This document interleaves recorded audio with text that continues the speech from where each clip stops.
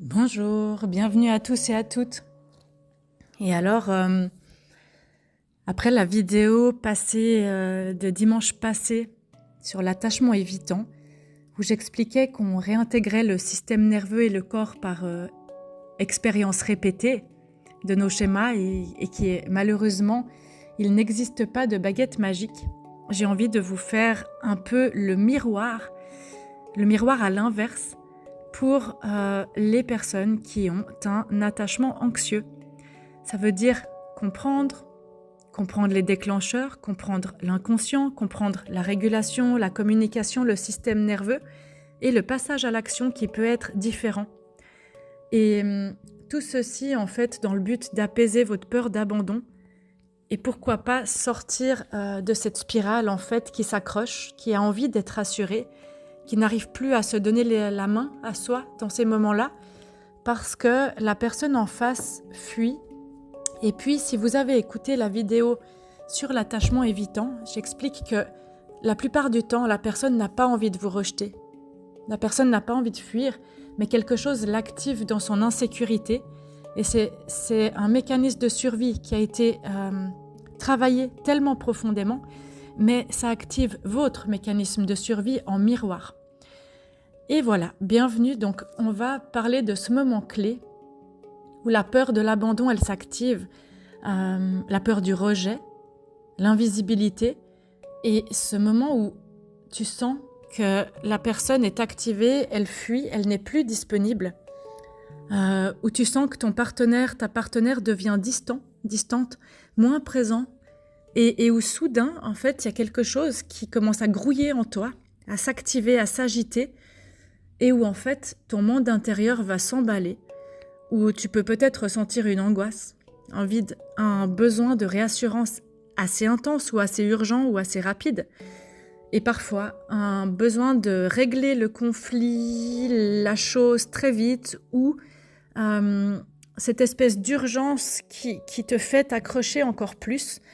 Et comme pour un attachement évitant, c'est vraiment important pour moi de dire que c'est pas parce qu'on s'accroche qu'on est trop. L'attachement évitant, ça lui active sa peur de ne pas être assez. Et un attachement anxieux, ça réveille bien souvent la peur d'être trop. Si je parle, si j'ai une émotion, l'autre va fuir. C'est une stratégie de protection aussi. Ok ? Donc, c'est important de commencer par reconnaître le moment d'activation anxieuse. L'activation, elle est rapide, mais elle commence par des micro-signaux, des petits signaux en fait, qu'on peut apprendre à percevoir en soi. Donc on a ces signaux internes qui démarrent en fait dans le corps la plupart du temps. Peut-être que la pensée s'emballe aussi et qu'on se raconte une histoire qui anticipe le futur, qui anticipe un scénario négatif, oui. Mais il y a des micro-signaux internes avant les pensées, une boule au ventre, une tension dans la poitrine, dans les bras, une envie d'avoir des gestes rapides. Donc là, votre débit de parole qui commence à faire qui s'emballe, les gestes, donc la rigidité et les gestes qui s'emballent, ou une sensation de vide, une agitation.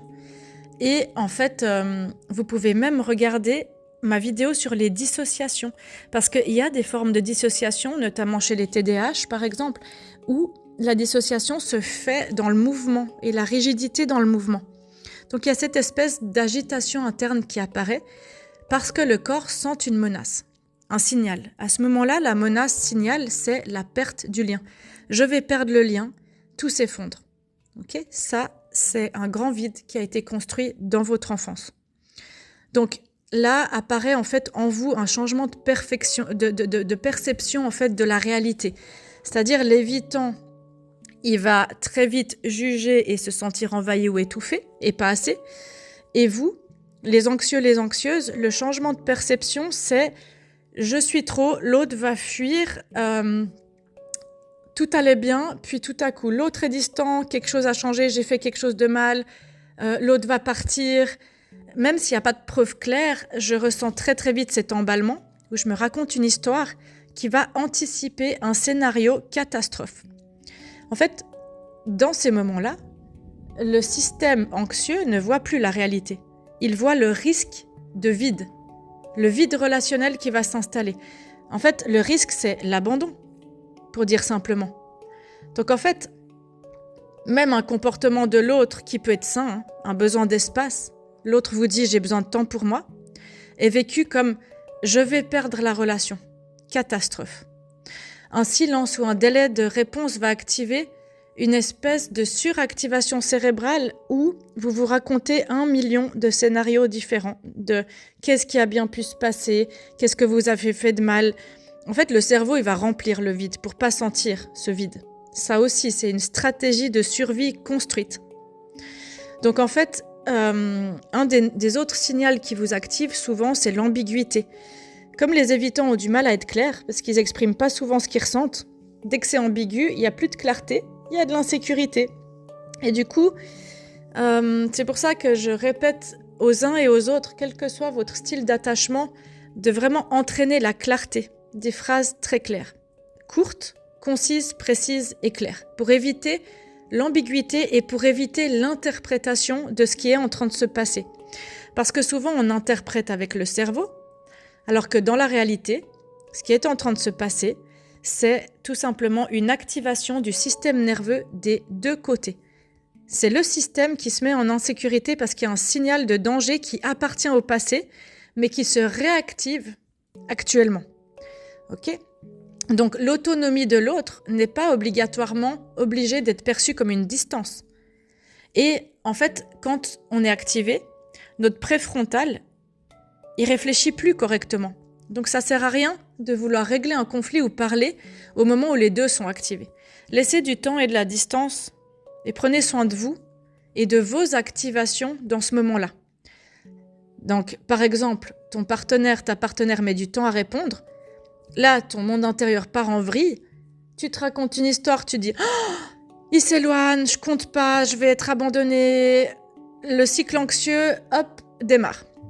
Donc là, pensée catastrophique, il y a une recherche de contact, je m'accroche à l'autre, j'intensifie mes émotions, mes mouvements, mon débit de parole. Là, la réaction de l'autre, souvent en miroir, c'est le retrait, parce que c'est trop. Parce que là, dans ces moments-là, l'autre a envie de réguler son système. Donc il n'y arrive pas quand il y a trop d'émotions en face. Et ça génère encore plus d'angoisse chez l'attachement anxieux. Donc là, c'est hyper important. Apprenez à identifier quand ce cycle anxieux, il apparaît, pour déjà respirer, aller faire du sport, noter sur un papier ce que vous êtes en train de ressentir, ce que vous voulez différemment de manière claire, concise, précise, et évaluer est-ce que je suis dans un scénario catastrophe ou est-ce que je suis dans la réalité. Et là, vous pouvez juste envoyer une phrase à l'autre, de dire « je vais réguler mon système nerveux ». Je ressens du vide, mais je comprends que tu as besoin d'espace. Peut-on en parler plus tard ? Okay, des petites phrases, pas des grands discours de 5 heures. Parce que si vous ne laissez pas l'autre son espace ou réguler son système nerveux, la personne mettra beaucoup plus de temps à revenir et vous allez être encore plus activé. Alors qu'à ce moment-là, ce que vous pouvez faire, tout comme l'attachement évitant, vous pouvez aller prendre soin de votre blessure d'abandon et de la suractivation nerveuse de l'agitation interne. Aller nager, aller danser, aller voir des amis, aller écrire, aller faire du somatic experiencing, aller faire des astuces qui vous aident à réguler votre système nerveux qui s'est emballé. Ok ? Donc selon Bowlby dans la théorie de l'attachement, là, l'enfant, souvent les anxieux, ont eu un attachement inconstant ou peut-être un parent très anxieux. Le message que je reçois en tant qu'enfant, c'est parfois je suis aimée, parfois non, ou bien je dois faire plus, je dois me rendre indispensable pour garder l'amour. Je dois toujours parler, je dois toujours faire rire, je dois toujours faire quelque chose dans l'action, je dois toujours être en mouvement. Ok ? Donc là, le bébé, il va intensifier, il va pas se retirer du lien, il va construire très vite une intensification des émotions. Donc, en fait, la peur racine de l'attachement anxieux, l'inconscient, il dit « je dois insister pour être aimé. Je dois faire quelque chose pour être aimé. » En Imago, dans la méthode Imago que je privilégie, on parle de nos costumes de survie, donc cette méthode élaborée par Harville Hendrix. Et là, on parle de s'accrocher d'un développement qui dit « je dois me connecter à tout prix. Je dois vite rebrancher la prise émotionnelle, comme ça on perd pas le lien. » Mais ça, c'est une construction, ok ?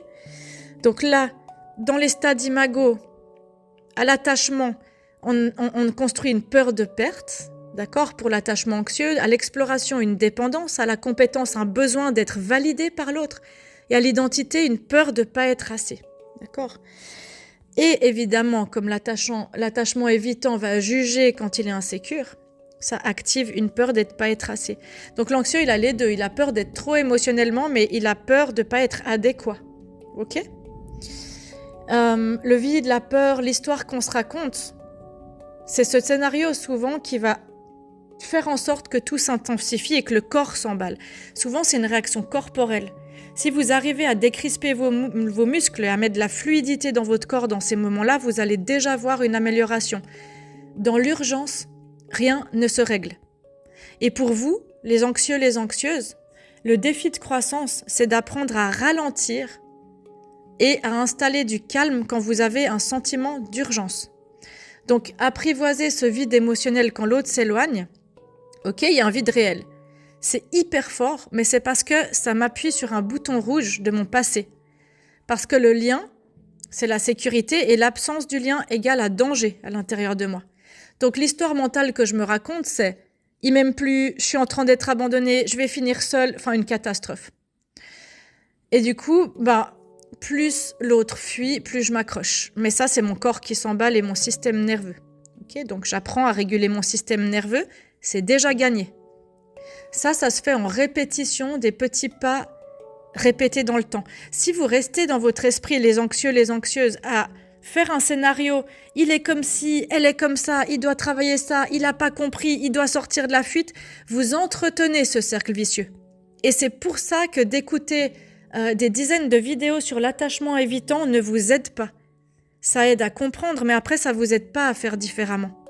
Je vais vous mettre une méditation guidée pour vous aider dans une autre vidéo juste après celle-ci. D'accord ? Ça, c'est les méditations guidées, c'est pour les personnes qui souscrivent à la chaîne. Mais c'est des espaces pour vraiment vous aider.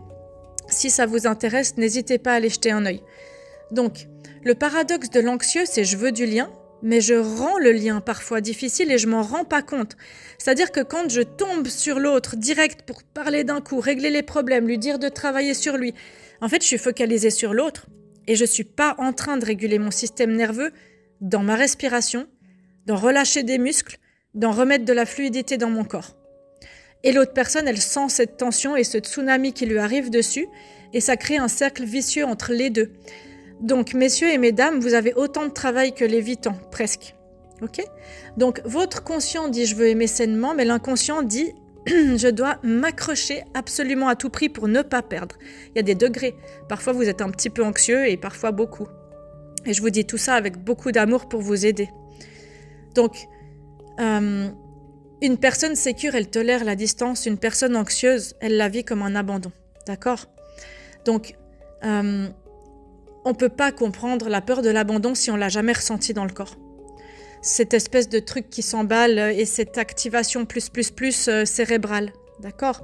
Donc, posez-vous cette question. Vous prenez un moment. Vous respirez. Vous relâchez les muscles. Vous mettez de la musique. Vous dansez. Vous faites un peu de yoga. Et vous écrivez sur une feuille, est-ce que je suis vraiment en danger ou est-ce que je suis activée par la peur de l'abandon ? Je ralentis. Je n'agis pas immédiatement. Je reviens dans mon corps. Et je différencie le scénario catastrophe de la réalité, donc le besoin réel là maintenant qui doit être nourri, par rapport à une urgence émotionnelle. Vous écrivez ça sur un papier et vous faites des micro-régulations constantes à chaque fois que ça se produit. Vous attendez un moment avant d'écrire, vous respirez et vous trouvez d'autres ressources. Écouter des podcasts, ça peut vous canaliser, bouger dans votre corps. Ça, c'est le meilleur. Allez faire 3 pâtés de maison en courant. D'accord ? Au lieu de vous jeter sur une pensée ou sur votre téléphone, de dire « pourquoi tu réponds pas ?», c'est de dire « je me sens un peu insécure là ». Okay, c'est une clé, c'est une grande clé, des toutes petites choses qui peuvent changer énormément d'autres choses dans ce cercle vicieux. Exprimez-vous sans accuser. Par exemple, quand j'ai moins de nouvelles, ça m'active, j'apprends à le gérer. J'apprends à canaliser mes tempêtes. Ok ? Pas « tu me réponds pas, tu m'abandonnes ». D'accord ? Enlevez le « tu qui tue ». Parce que si je m'accroche, je me perds. Alors que si je pose des limites saines, je me respecte. Par exemple, j'ai besoin de régularité et de constance pour me sentir bien. Quand tu disparais 3 jours, je me sens insécure. Ça, c'est précis, concis, et c'est pas un tsunami émotionnel d'expliquer 5 pages à l'autre où il va se sentir de nouveau envahi. D'accord? Ça, c'est votre job à vous de canaliser votre système nerveux et votre cerveau. Donc l'amygdale, le cerveau émotionnel, dans ces moments-là, dit alerte, abandon. Le cortex préfrontal, il est désactivé. Donc j'ai une hyperactivation sensorielle, émotionnelle, physique qui me met dans un état d'agitation, d'urgence et de panique totale. Et là, la phrase que vous pouvez vous dire, c'est « Je ne suis pas abandonnée, tout va bien. Je suis simplement activée. » Et je me désactive. Ok? Et je vous dis la même chose que pour les attachements évitants. Vous n'avez pas besoin de tout comprendre, vous avez besoin de faire des actions répétées pour réguler et recustomiser votre système nerveux. Donc, j'attends avant de répondre. Je respire, j'écris sans envoyer. J'écris pour moi, j'écris ce qui se passe en moi, dans mes muscles, dans ma respiration, dans mes mouvements, dans mon débit de pensée. Et puis, le message que je me donne, c'est pas l'intensité qui change, c'est ma capacité à rester avec mon intensité. Qu'est-ce que je fais de ça? C'est pas l'autre qui va venir me sauver, c'est déjà moi qui apprends à réguler mon système nerveux. Ok? Et du coup, avec amour, dans ces moments-là, on s'accroche pas parce qu'on est trop. On s'accroche parce qu'on a appris à survivre de cette manière-là.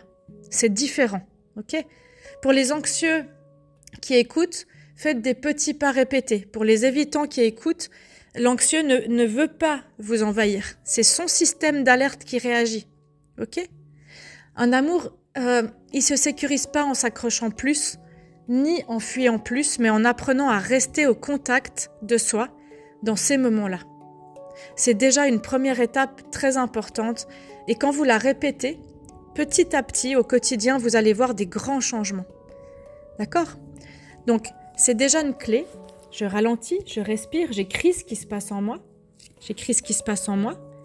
Et ensuite, je fais un message clair pour mon cher évitant, ma chère évitante, en posant mes limites de manière saine, de dire « Quand tu t'éloignes comme ça me fait peur et je m'emballe et après j'ai envie de t'écrire beaucoup.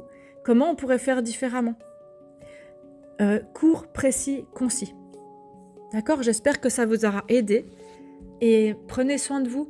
On est là pour vous accompagner. D'accord? Il y a beaucoup d'accompagnement psychocorporel pour vous aider, du somatic experiencing, de la danse, de la biodensa. Il y a beaucoup de techniques qui peuvent vraiment vous aider. La méthode du Münzflor pour aller à l'intérieur, c'est magique. Trouvez votre astuce à vous. Trouvez les méthodes qui vont vous aider à réguler dans le temps votre système nerveux. Et c'est en répétant que vous allez y arriver. Pas en focalisant sur ce que l'autre fait ou pas. Et bien sûr qu'il y a une partie du travail qui se fait seul et il y a une partie du travail qu'on peut faire en lien. Et si cette partie-là vous intéresse, allez faire un stage Imago. Ça va vraiment vous aider, c'est magique comme technique.